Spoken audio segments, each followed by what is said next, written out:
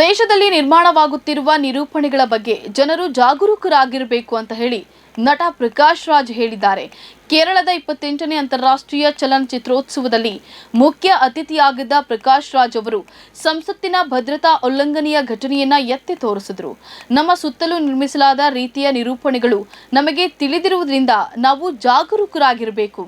ಪ್ರತಿಭಟಿಸಲು ಬಯಸಿದ 6 ಯುವಕರ ಸುತ್ತ ಈಗ ಒಂದು ನಿರೂಪಣೆಯನ್ನು ನಿರ್ಮಿಸಲಾಗುತ್ತಿದೆ.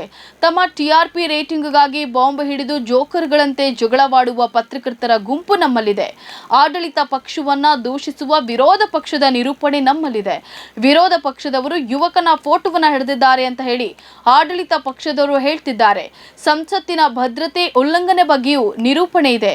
ಆದಾಗ್ಯೂ ಯುವಕರು ಏನು ಮಾಡಿದ್ರು ಎಂಬುದನ್ನು ಚರ್ಚಿಸುವ ನಿರೂಪಣೆ ಅಥವಾ ಸಂವಾದ ಇದೆಯೇ ಎಂದು ಪ್ರಕಾಶ್ ರಾಜ್ ಪ್ರಶ್ನಿಸಿದ್ದಾರೆ.